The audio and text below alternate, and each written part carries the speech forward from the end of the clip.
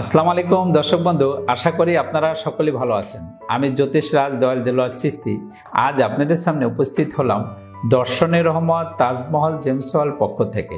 আজকের বিষয় হলো ওপেল রত্ন পাথর নিয়ে আমি আলোচনা করব। তা আমার ভিডিও দেখবেন, আমার সাথেই থাকবেন। ভিডিওটি মনোযোগ সহকারে শেষ পর্যন্ত দেখুন।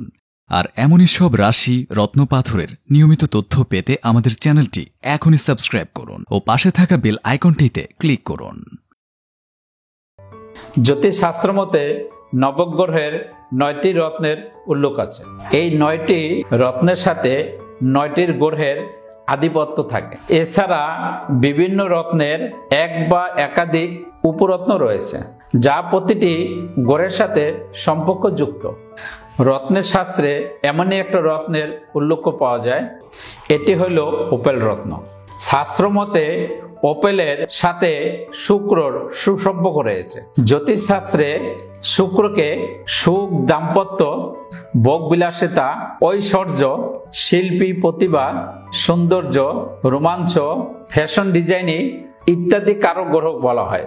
তাই শুক্র শুভ প্রভাব লাভের জন্য ওপেল রত্ন ধারণ করলে সমাজের ব্যক্তি জনপ্রিয়তা পাওয়া যায়, পাশাপাশি দাম্পত্য জীবনের মধুর হয়। এখন কথা হলো কারাই রত্ন পাথর ধারণ করতে পারবেন এবং উপকারিতা কি কি রয়েছে, চলুন জানা যাক।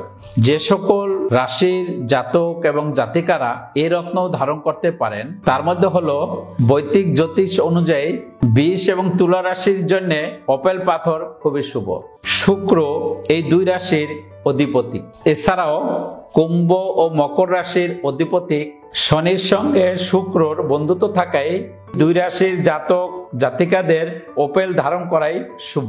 অন্যদিকে কুষ্ঠিতে শুক্র উচ্চ পরিস্থিতিতে থাকলে ওপেল রত্ন ধারণ করা যায়।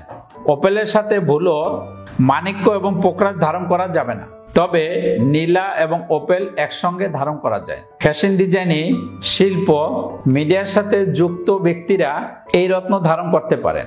জ্যোতিষ শাস্ত্র অনুযায়ী স্বামী স্ত্রীর ভিতরে কথা কাটাকাটি হলে এই পাথর ধারণ করা উচিত।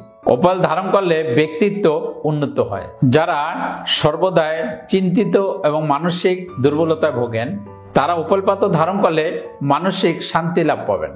দাম্পত্য জীবনে মনোমাল্য থাকলে ওপেল পাথর ধারণ করলে খুব ফলাফল পাওয়া যায়। এই পাথর ধারণ করাতে স্বামী স্ত্রীর ভিতরে কোনো কলহ থাকলে সেটা দূর হয় এবং সুসম্পর্ক তৈরি হয়। তো দর্শক বন্ধু, আজকে আমি ওপেল পাথর নিয়ে সামান্য কিছু আলোচনা করেছি। পরবর্তীতে আবার অন্য ভিডিও নিয়ে আপনাদের সামনে আসবো। তো সেই পর্যন্ত আমার সাথে থাকবেন, আমার ভিডিও দেখবেন। তা আপনারা সকলেই ভালো থাকেন, সুস্থ থাকেন, শুভ হোক আপনার ভাগ্য।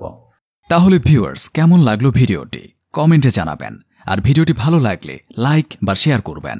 আর চ্যানেলে পরবর্তী ভিডিও পেতে হলে চ্যানেলটি অবশ্যই সাবস্ক্রাইব করুন। ভিডিওটি মনোযোগ সহকারে দেখার জন্য ধন্যবাদ। শুভ হোক আপনার ভাগ্য।